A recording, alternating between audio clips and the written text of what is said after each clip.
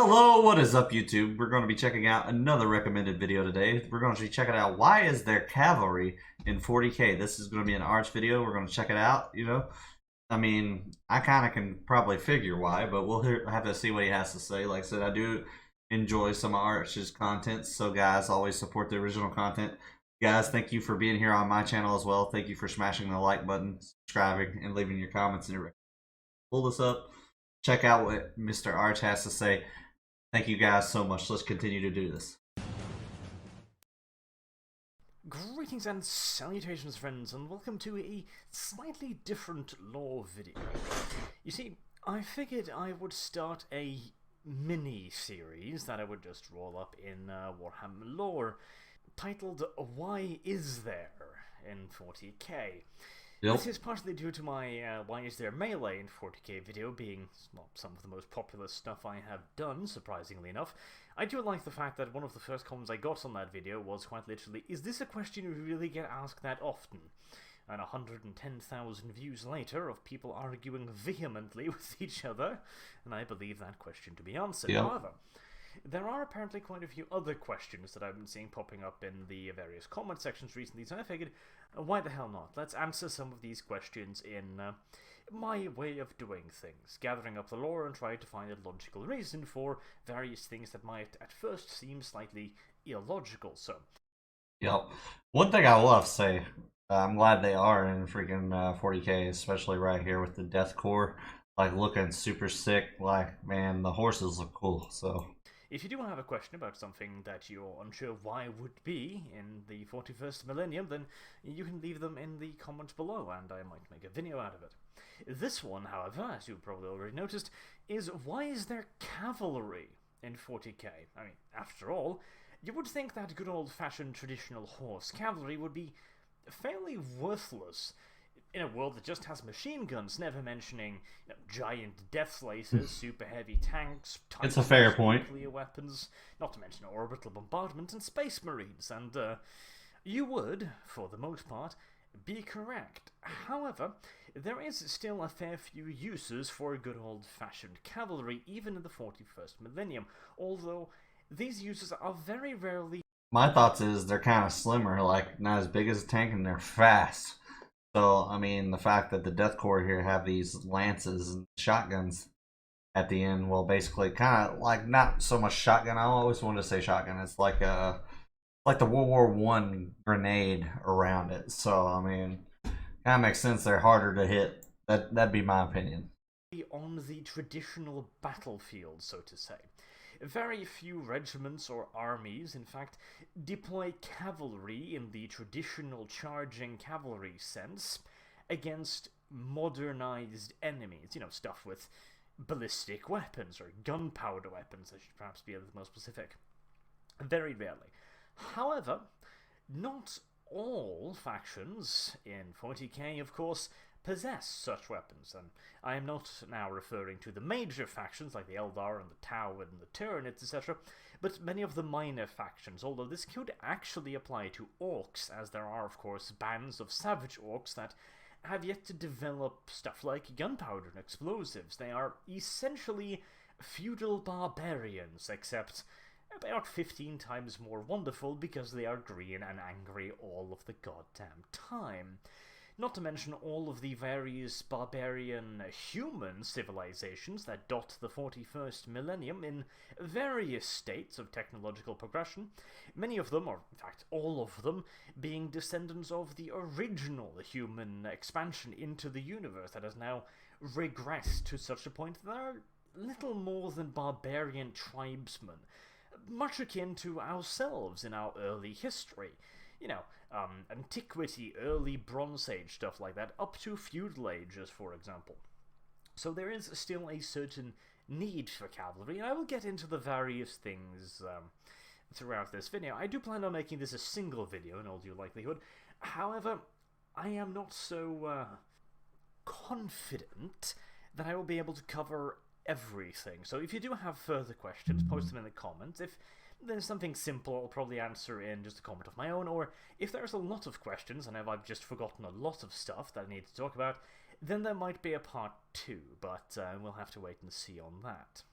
So, the first question. Is old-school charging melee cavalry viable against a modernized, I suppose we should say, enemy in 40k? Well, no, not really. Not unless you have an absolutely ridiculous numbers of them, and the enemy don't have that much in the way of numbers. So, no. We're not suggesting here that cavalry in 40k is the kind of cavalry that will charge into a machine gun position with sabers and lancers, etc. Although that has in fact been known to happen with predictable consequences. Now, do bear in mind, there is actually cavalry out there capable of doing precisely this, but we'll get to that a bit later. For now, we'll talk about good old-fashioned horse cavalry and its applications. Now, again, the primary use for horse cavalry is not one of offensive battles, but rather garrison duties.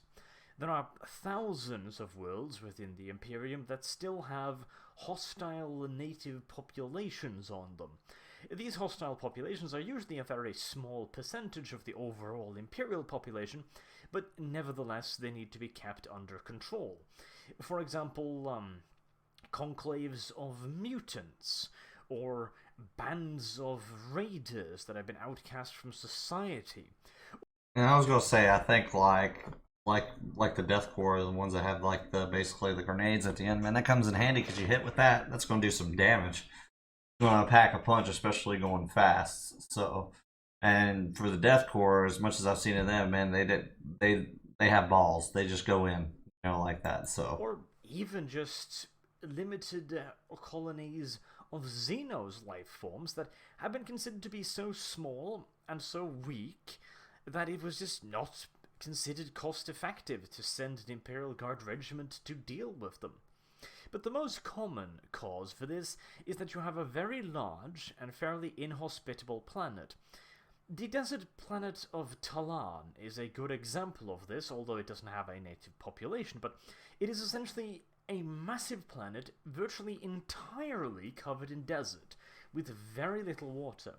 This, of course, makes it a hostile, to say the absolute least, and it is in conditions like these that these separatists would thrive. Because, you see, if they are in a relatively comfortable area, you have, for example, a series of plains, for example, the Imperium will probably chase them down fairly easily. that is true. However, if they hold up in deep jungles or never-ending sand dunes, etc., large areas of land that are hostile to being scoured. You can't just send in a regiment of Imperial Guard into a planet covering desert and hope to find the rebels. It just doesn't really work out.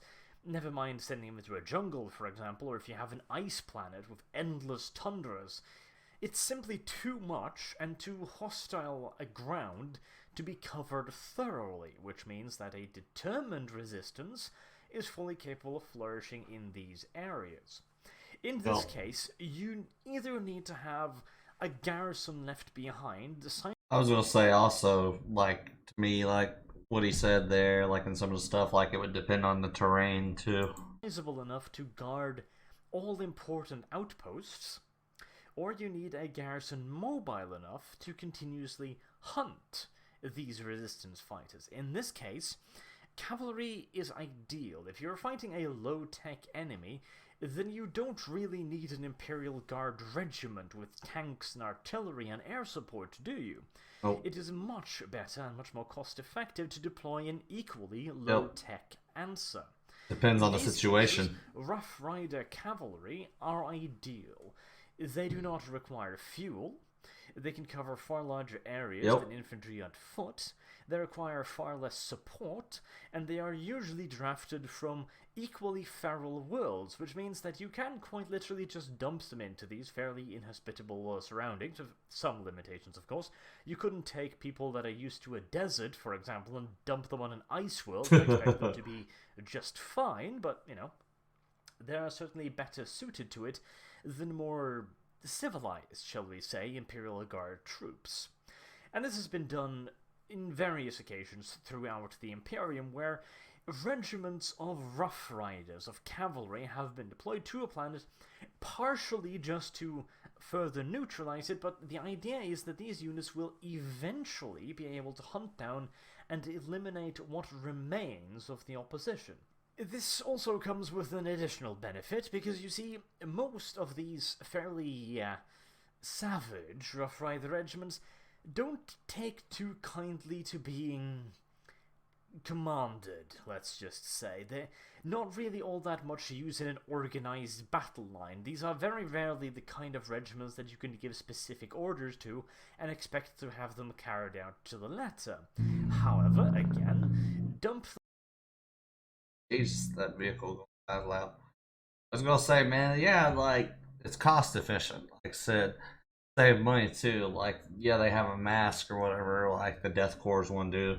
But man, like I said, they don't need fuel and stuff like that, so they can cover a larger distance, like, quick, especially depending on what type of enemy you're facing. If it's like I said, something that would be good for this style of combat, like, it would all depend on the situation. them on a planet and tell them, kill these people. We don't really care how long it takes, as long as you finish them off eventually. That's like paradise to them. They get to fuck around on the planet, hunting down these rebels and pretty much doing whatever they fucking choose to, whenever they choose to. The Imperium don't really care too much, because as far as they're concerned, they're a policing force. If the Rough Riders manage to protect the local population and what the Imperium at large considers important, then so what? They can just have their fun, and the Imperium won't really give too much of a shit. Which certainly breeds some rather, violent regiments, and it is in fact quite usual for regiments deployed in this fashion to have several commissars attached to them, which is quite unusual for standard Imperial Guard regiments. However, the Imperium has, through various events, learned that dumping feral regiments on feral planets and then just leaving them alone occasionally has some rather cornate effects, and they would rather avoid that, so a decent amount of commissars is usually acquired. They also usually bring around with them a fair amount of ecclesiastical representatives, just, well, partially because, well, you could try and just convert the crazy separatists. Well, it's not particularly likely, but hey, might as well give it a shot. And of course, it is very important to keep reminding the crazy Rough Riders that they do have a boss in the sky. Not the normal type of bossy nonsense boss, but a kind and benevolent god that allows them to do whatever the hell they find amusing at the moment, but will eventually require them to perhaps rein in their nonsense for the greater good. However, all of this is not to say that these Rough Rider regiments are not used in more conventional warfare, even against a modernized opponent. However, in these cases, they are usually not employed as regiments. Instead, the regiment is split up into squads, and then dispatched amongst the various other Imperial Guard regiments as support units. These support units will then organize with each other in a loose fashion. They operate much like the German submarines did in World War II in wolf packs. Groups are sent out primarily to scout and report back to their parent unit, but will also frequently organize ambushes where... Yeah, horses are fast, man. Can cover a lot of ground too. Like, they're really good for that. They're quieter than machinery. Like, even though they got the hoofs, like, they would be a lot quieter than a tank and stuff like that. They use the terrain to their advantage to allow themselves to use the relative silence of their mounts compared to, fully mechanized vehicles, and their extreme mobility, seeing as horses are capable... Yeah, maybe get like, that would be good. Like, I didn't think of it that way. Like, compared to like some machinery and stuff like that, it's going to be a lot quieter, and then they can actually come up with strategies, be a little bit more stealthy, perhaps. Of getting through terrain that mechanized transport might find very challenging indeed, and thereby set up ambushes. For example, in extremely hilly and rocky terrain, a mechanized formation might be forced to take the lowland routes through valleys, etc., rather than braving the highland. This is something the Rough Riders could use their advantage to ambush units that are forced to travel through the valleys. Essentially, they would come screaming over the top of a hill, straight down into a mechanized formation at the bottom of the valley, relying on the shock of their appearance to bring them close enough to the enemy to deliver their payload, their hunting lances. These hunting lances might at first appear archaic, being simple lances, however, cool. They are actually fairly technologically advanced, being equipped with a high explosive spear tip that works pretty much like a shaped charge. This allows the Rough Riders to, quite handily in fact, defeat most forms of armoured vehicles, providing of course Big that explosion. they're capable of getting close enough to actually employ these weapons. And once the hunting lances are spent, they then resort to their regiment's chosen melee weapon, and some form of pistol usually. Normally, these will be las pistols, but a fair few Rough Rider regiments have taken quite a liking to modified bolt pistols. Now, these bolt pistols are considerably smaller than those used by the Adeptus Astartes, but they utilize the same form of explosive ammunition. This has gotten quite popular among the Rough Riders because when you are moving around at high speed on a horse, you really do need to make sure that once you have engaged an enemy, he is actually dead. Because, of course, being on a horse, you have very few opportunities to turn around and make sure, so you'd rather be very, very certain that the first shot will actually drop the dude with the heavy bolter aimed at your horsey, seeing as you do make a fairly large target. Again, though, these are possible tactics that can be utilized in certain terrains, but that is not to say that these regiments or scouting squads of Rough Riders will charge enemy formations regardless. They won't try and do this in terrain that aren't suitable, like open plains, for example. They won't just randomly attack mechanized columns unless they have an overwhelming advantage. They're not idiots.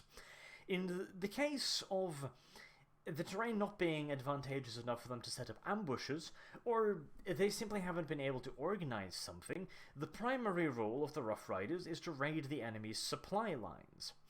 Seeing as, again, a regiment of cavalry, or even just small squadrons of cavalry, are a hell of a lot harder to detect with modern monitoring equipment than mechanized vehicles. There's not much of a heat signature, they don't make all of that much noise, they're not that big, they don't create, clouds of exhaust, for example. So a scattered unit of Rough Rider cavalry covering a fairly large area at night, for example, are very, very, very hard to detect, which allows them to sneak behind enemy lines far more effectively than a mechanized unit might, while yet maintaining a ton of maneuverability and mobility due to their fast. Far, far more so than an infantry unit on foot could. And seeing as most races that do actually utilize full-on supply lines rarely guard these supply lines because, while they have better uses for their soldiers, they present excellent targets for the Rough Riders. And this really is a bit of a win-win situation for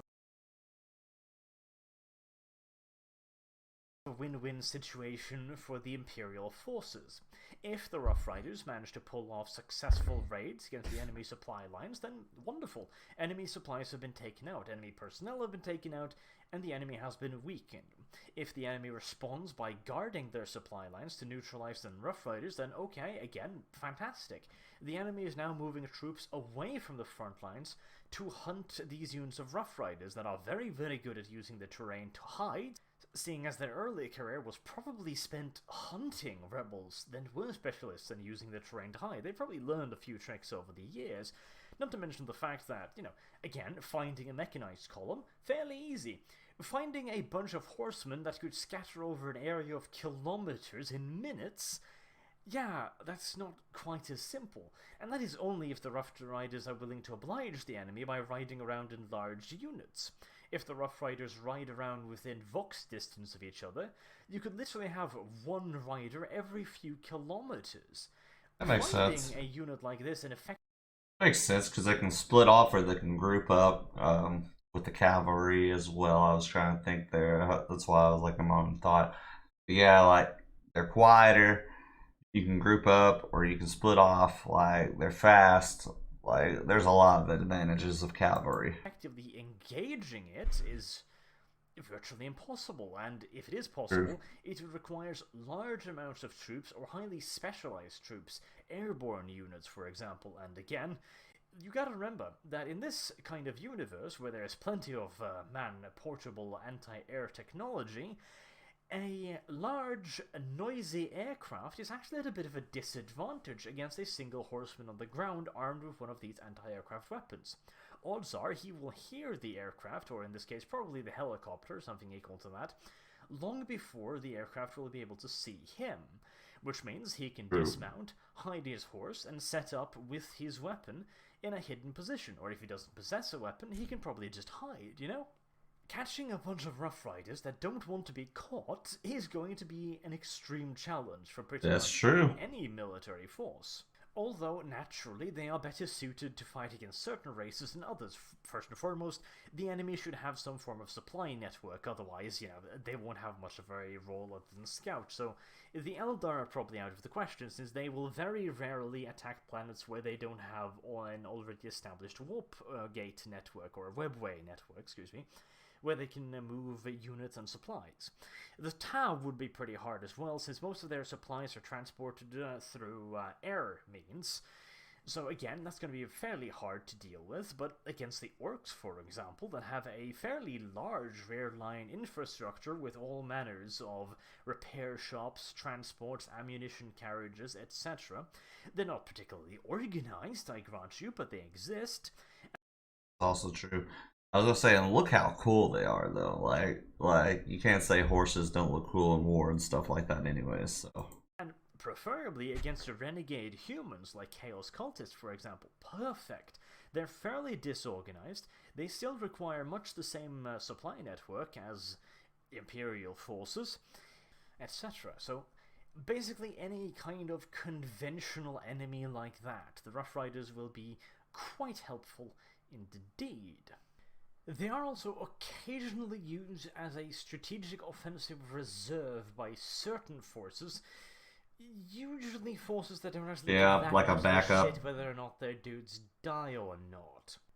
For example, the Death Corps of Krieg has a specialized unit, or Death Riders, more correctly, called the Death Riders, that are usually mobilized alongside full regiments.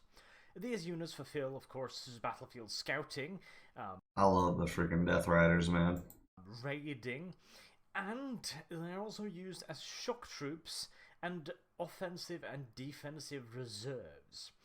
Essentially, what this means is that they are used as a form of shock troops to break through enemy lines, where other means have failed. This is usually not an overly effective tactic, but who knows, you might get lucky. And defensively, they are used far more effectively, as, of course, when the enemy advances further and further through the various defensive lines of the Death Corps themselves, they will inevitably become more and more scattered, which means that a concentrated cavalry attack does have fairly good chances of breaking apart the enemy's offensive, and additionally, if they do break apart the enemy's offensive, well, let's just say that dudes on foot have very little chances of getting away from cavalry.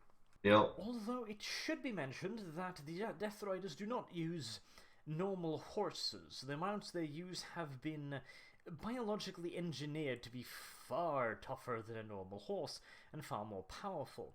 They are marginally slower, but in return they can carry almost twice the weight, and they can survive in the most hostile of climates, capable of withstanding gas attacks with they got that mask and stuff. Little to no discomfort, and of course capable of taking wounds that any other horse would be instantaneously crippled by.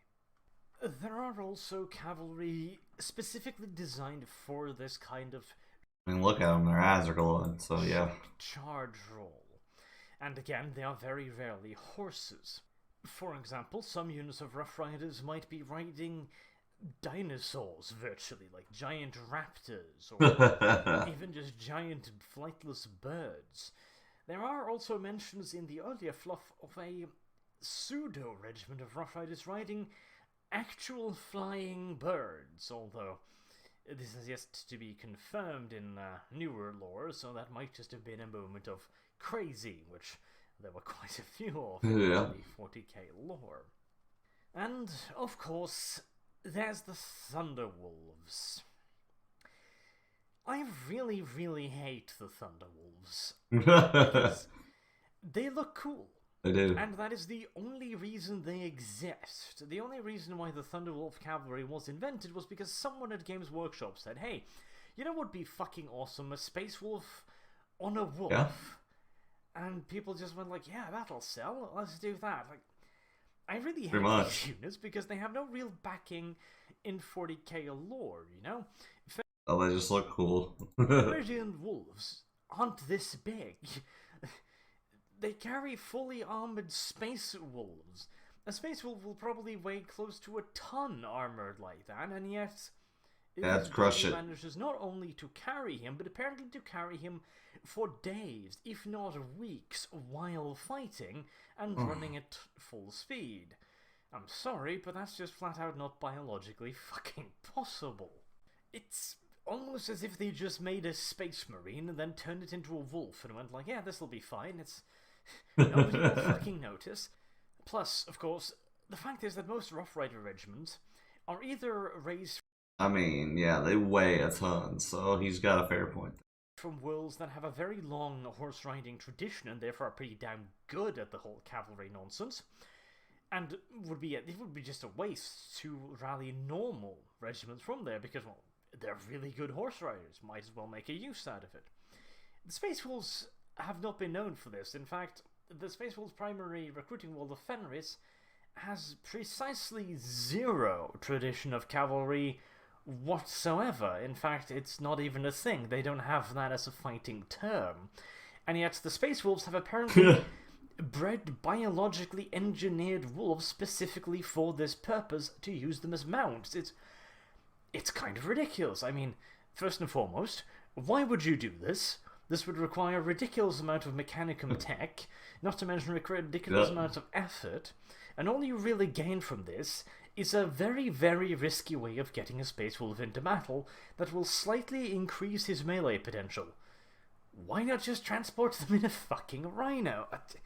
I really don't like the Thunderwolves, but, you know, putting that aside, they do fulfill their role as shock cavalry, and they are pretty much the ultimate shock cavalry in the 41st millennium. However, I far, far prefer the older versions of the Rough Riders riding the raptors and the flightless birds and stuff like that, because at least that makes... That really does look like something they made, just like, oh yeah, that would look cool, sell it. These are animals that could be on these worlds, and they're only carrying a human, you know? This is fairly biologically possible. There's nothing that's screaming, this is bullshit to me, but a giant, biologically engineered wolf capable of carrying a fully armored space wolves for days, if not weeks, of continuous combat is just flat out a little bit too insane for me. However, there is of course one further way of creating cavalry without using horses or using monsters, namely using just good old-fashioned bikes. And this has been used both in a reconnaissance... I was reading this comment real quick, didn't mean to scroll down and look. Oh, where's that? That biologically possible looks giant wolf has metal bones. I mean, still, though. ...and raiding role, as well as in a combat role, which is far more logical, at least, than the goddamn Thunder Kitties. You see, with things like just mountain bikes, for example, you could give a very, very, very considerable mobility boost to basic infantry, while allowing them to travel across terrain that would be very hard for fully mechanized vehicles.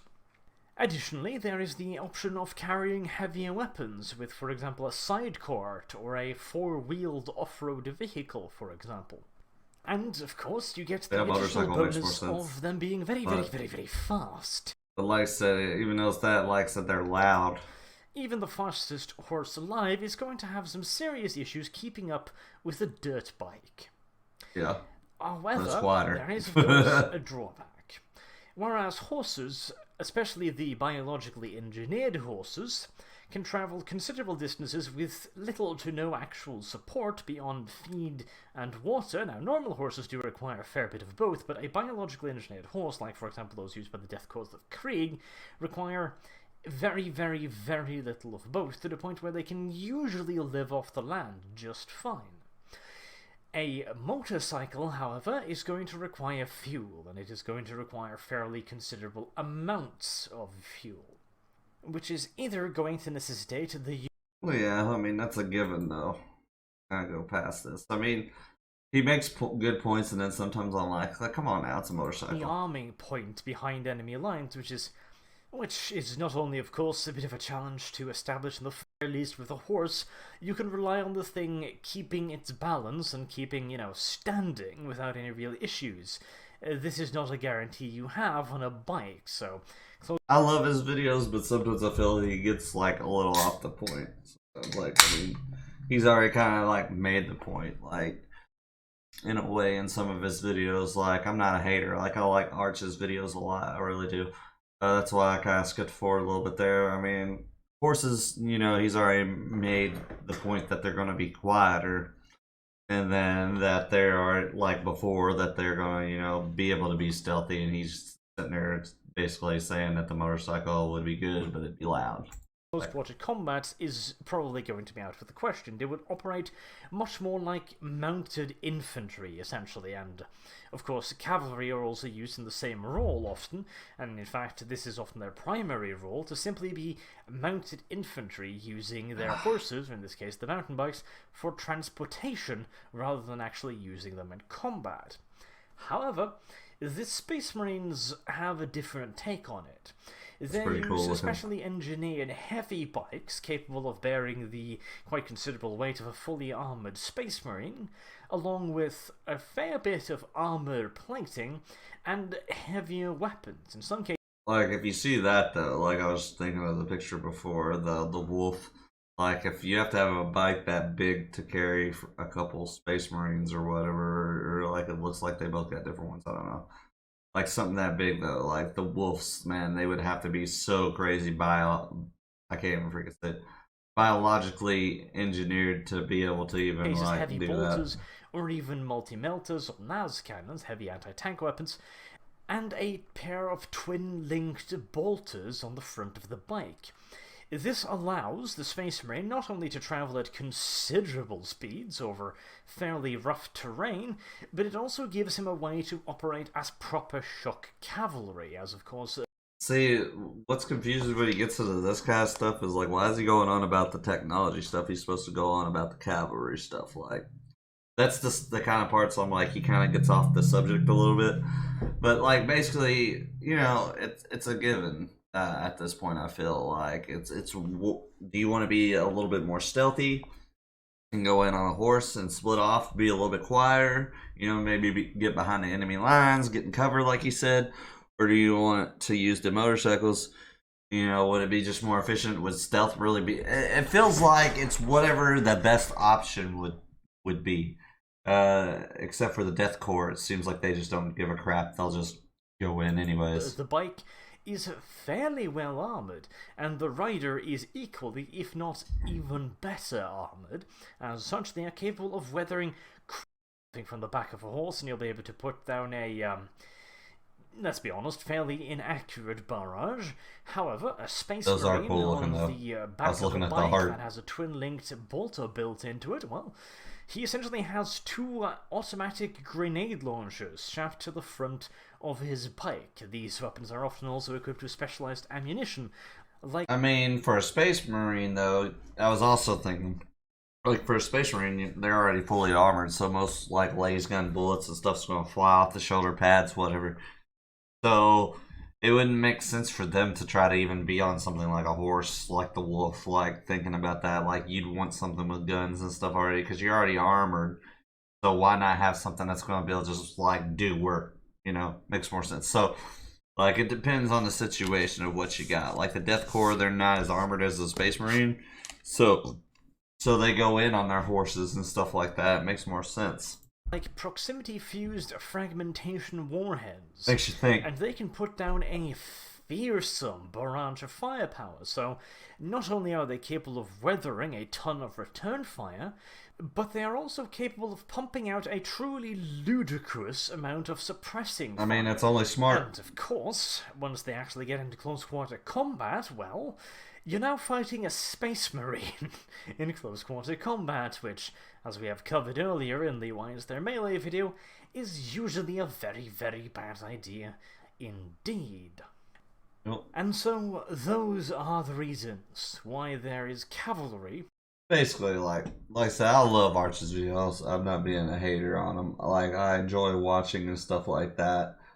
He does make a lot of good points at times. Like, in some of his videos, like I said, I feel like gets a little far-fetched. Like, he stretches off from the point a little bit, but he has great content. So, man, always support the original content. Like I said, there's some parts you kind of like skip around because he stretches off the path of it. I think he tries, like, what I feel like he really does sometimes is he tries to, like, go on a point, and then he goes on to a point, like, he goes off, like, on a side quest, like, on the other point of the other things. But all in all, great video, man. Cavalry is just cool, like I said, especially the Death Corps, one of my favorite factions and stuff like that. The Death Riders are pretty awesome looking, like, those are the most noticeable for me, like when I see cavalry. Now, the Space Marine with the Wilt, that is a little ridiculous. But guys, all in all, awesome video. Like I said, we'll leave the original link down below. Thank you for being here on my channel. Thank you for supporting the original content. Thank you for subscribing to my channel. Thank you for smashing the like button. Thank you for leaving your comments down below. Like I said, more is to come, so stay tuned. I've been trying to get my health straight a lot. It's been kind of back and forth. I just started a new medication, so hopefully it'll help my stomach issues and stuff like that more and more and more. So, guys, keep being awesome. We'll catch you in the next video.